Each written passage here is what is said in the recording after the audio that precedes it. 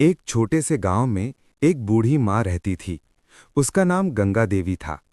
उम्र ने उसके शरीर को कमजोर कर दिया था, लेकिन दिल अब भी बहुत बड़ा था।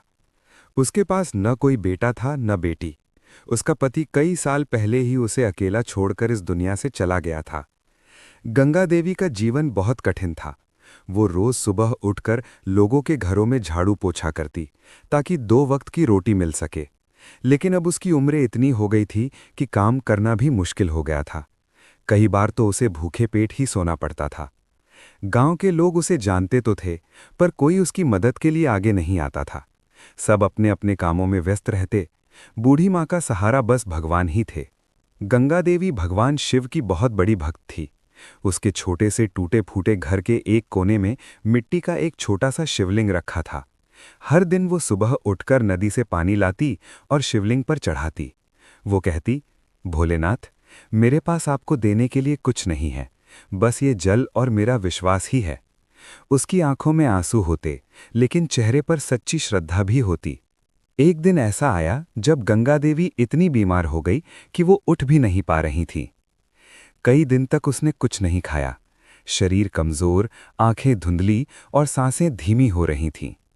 वो जमीन पर लेटी हुई बोली, भोलेनाथ, अगर यही अंत है तो मुझे अपने चरणों में स्थान देना। अब मुझसे ये जीवन नहीं जिया जाता। उसकी आवाज में दर्द था, लेकिन शिकायत नहीं। उसी रात जब तेज बारिश हो रही थी, उसके दरवाजे पर किसी ने दस्तक दी। ठक ठक। गंगा देवी ने मुश्किल से उठकर दरवाजा खोला। सामने एक साधु खड़ा था। उसके शरीर पर भस्म लगी थी, जटाएं थीं और आंखों में अजीब सी शांति थी। साधु बोला, माँ, क्या मुझे रात भर ठहरने की जगह मिल सकती है? गंगा देवी ने बिना सोचे कहा, बेटा, मेरा घर तो बहुत छोटा है, लेकिन दिल बड़ा है। तुम अंदर आ जाओ। घर में खाने के लिए कुछ भी नहीं था, फिर भी गंगा देवी ने अपनी बची हुई सूखी रोटी का टुकड़ा साधु को दे दिया। साधु ने पूछा, माँ, तुम खुद भूखी हो, फिर भी मुझे खिला रही हो? गंगा देवी मुस्कुराकर बोली, अतिथि भगवान का रूप होता है। अगर मैं तुम्हें नहीं खिलाऊंगी तो मेरा जीवन किस काम का? साधु उसकी बात सुनकर चुप हो गया।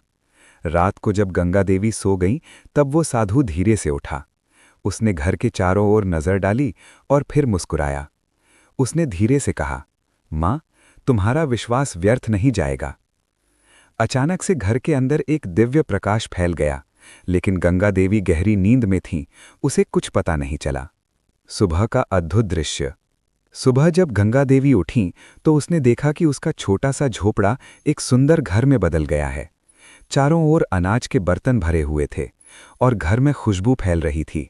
वो हैरान रह गई, ये कैसे हो गया? वो दौड़कर उस जगह गई जहां साधु सो रहा था, लेकिन वहां कोई नहीं था। तभी घर के कोने में रखे शिवलिंग से एक तेज प्रकाश निकला।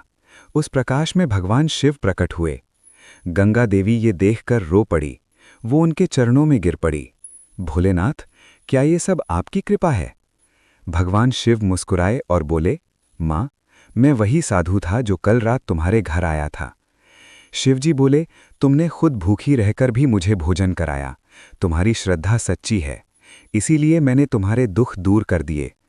आज से तुम्हें कभी किसी चीज की कमी नहीं होगी। गंगा देवी की आंखों से आंसू बह रहे थे, लेकिन ये आंसू खुशी के थे। जब गांव वालों को ये बात पता चली तो वे सब हैरान रह गए। जो लोग पहले गंगा देवी को नज़रअंदाज करते थे, अब उसके पास आकर माफ़ी मांगने लगे। गंगा देवी ने किसी से कोई शिकायत नहीं की। उसने सबको माफ़ कर दिया। वो बोली, भगवान सबको सही रास्ता दिखाते हैं, बस हमें सच्चे दिल से उनकी भक्ति करनी चाहिए। अब गंगा देवी का जीवन पूरी तरह बदल गया था, लेकिन उसने अपनी सादगी नहीं छोड़ी। वो रोज शिवलिंग की पूजा करती और ज़रूरतमंद लोगों की मदद करती। उसने अपने घर को गरीबों के लिए खोल दिया। इस कहानी से हमें कई बातें सीखने को मिलती हैं। अगर दिल सच्चा हो और भगवान में विश्वास अटूट हो तो चमत्कार जरूर होता है। भगवान शिव हमेशा अपने भक्तों के साथ होते हैं, बस हमें उन पर भरोसा रखना चाहिए।